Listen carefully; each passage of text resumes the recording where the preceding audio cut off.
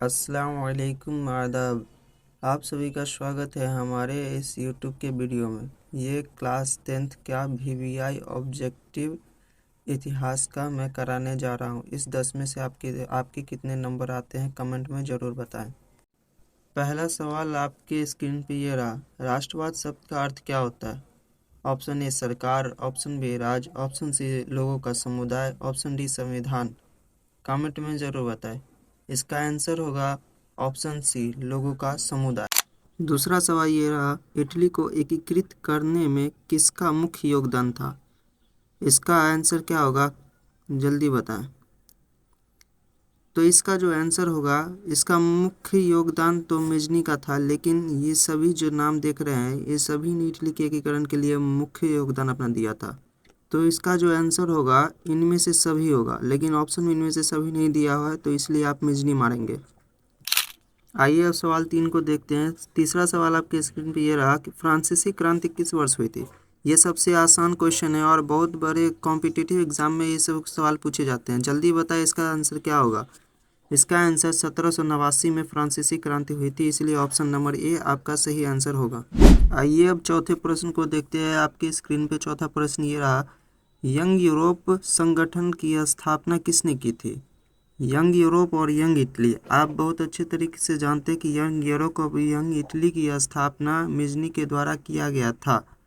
Italy के एकीकरण के लिए मेजनी ने यंग यूरोप एवं यंग इटली की स्थापना की थी, तो आपका सही जवाब हो जाएगा ऑप्शन नंबर बी मेजनी।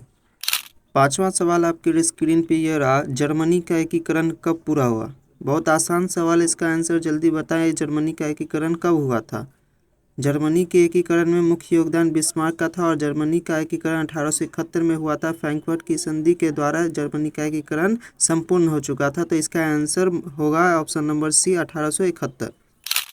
छठा नंबर प्रश्न आपके स्क्रीन पे यह रहा, फ्रैंकफर्ट संसद का आयोजन कब हुआ था?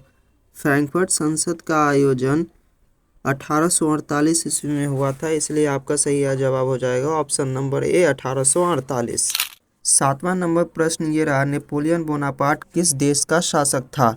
ऑप्शन नंबर ए है जर्मनी, ऑप्शन बी है Italy, option C France, option D रूस। जल्दी बताइए, सबसे आसान सवाल है इस चैप्टर का। नेपोलियन बोनापार्ट किस देश का शासक था? तो सही जवाब इसका हो जाएगा फ्रांस। नेपोलियन बोनापार्ट फ्रांस का शासक था। अगला प्रश्न ये रहा, जर्मनी के एकीकरण में किसकी भूमिका प्रमुख थी? तो ये भी सवाल बहुत ही आसान है, जल्दी से कमेंट में बताएं। आप लोगों को मालूम होगा मेजनी, गैरिबाल्डी और नेपोलियन ये सब तो इटली के एकीकरण से जुड़ा हुआ था, लेकिन बिस्मार्क जो था जर्मनी के एकीकरण के लिए मुख्य भूमिका और रक्त एवं लोह की नीति अपनाई थी, तो इसका आंसर हो जाएगा ऑप्शन नंबर बी बिस्मार्क। 9वां नंबर सवाल ये रहा, नेपोलियन की हार के बाद कौन सा सम्मेलन हुआ था? आप सभी को मालूम होगा कि नेपोलियन के हार के बाद वियना सम्मेलन हुआ था, जिसकी अध्यक्षता ऑस्ट्रिया के चांसलर मेटरनिक ने किया था और वियना सम्मेलन 1815 में हुआ था।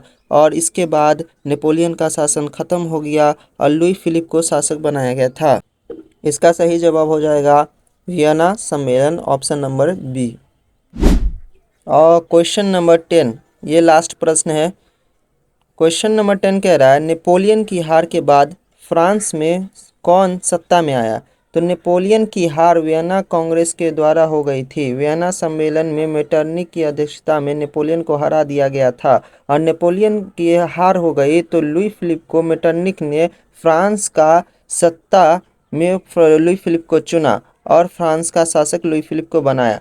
कठपुतली की तरह नचाता था मेटरनिक, लेकिन शासन लुई फिलिप कर रहा था, लेकिन पूरे शासन का भागदौड़ उनके हाथ मेटरनिक के हाथों में था, और इसीलिए इसका आपका आंसर हो जाएगा इस क्वेश्चन का option number C Louis Philippe. अगर आपको हमारा यह प्रयास अच्छा लगा हो तो प्लीज़ हमारे चैनल को सब्सक्राइब करें और सपोर्ट करें और शेयर करें।